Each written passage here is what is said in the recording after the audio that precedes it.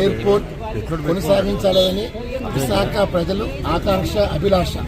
మరి ఈరోజు మొండి వైఖరితో ఈ ప్రభుత్వం ఎందుకు మూసిందో తెలియట్లే. భోగాపురం ఎయిర్పోర్ట్ ఎవరు వ్యతిరేకం కాదు, ఇక్కడ ఇంటర్నేషనల్ ఎయిర్పోర్ట్ కొనసాగించమంటున్నాం. కానీ ఎయిర్పోర్ట్ డొమెస్టిక్ ఎయిర్పోర్ట్గా కొనసాగించేస్తుండగా తెలుగు శక్తి ప్రజా సంఘాలు అందరూ అభిలాష. మరి ఈ రోజు ప్రజల అభిలాష లేకుండా మరి నాడు ఏం చెప్పారు మోడీ గారు, చంద్రబాబు గారు, విశాఖపట్నం అంతర్జాతీయ స్థాయిలో అభివృద్ధి చేస్తానని చెప్పారు. మరి విశాఖపట్నం ఎయిర్పోర్టే లేదు, మీరు అంతర్జాతీయ ఏం అభివృద్ధి చేస్తారు అడుగుతున్నారు.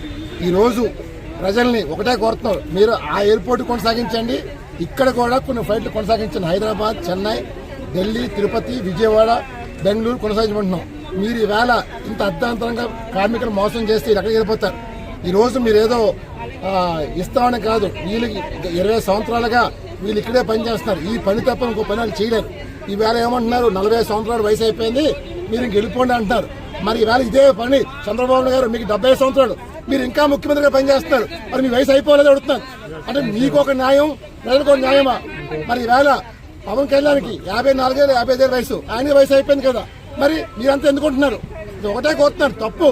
మనిషి చనిపోయే వరకు ఏదో వ్యాపకం ఉండాలి, అంతేకాని మీ వయసు అయిపోయిందంటే ముందు చంద్రబాబు గారు వయసు అయిపోయి చేస్తాను.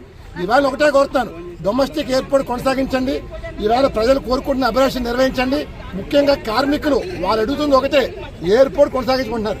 లేని పక్షంలో మాకు నష్టపరిహారం ఇవ్వమంటున్నారు. ఎందుకంటే ఇది ఉన్న రివర్సే, మనం కొత్తగా ఇవ్వట్లే. ఈవేళ మీరు మనిషిని బతుకుని చంపేశారు, రేపు వాళ్ళ పిల్లల భవిష్యత్తు ఏం కావాలి?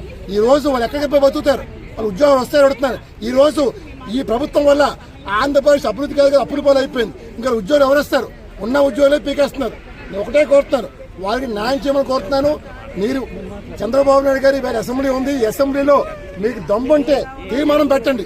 మనం ఒకటే అడుగుతున్నారు, మరి నాడు ఇదే airport tender airport authority of ఇండియాకి వస్తే ఎందుకు క్యాన్సిల్ చేశారు? మీరు మళ్ళీ ఎందుకు జిఎంఆర్కి ఇచ్చారు? అంటే మీరు కుమ్మక్కయ్యారు.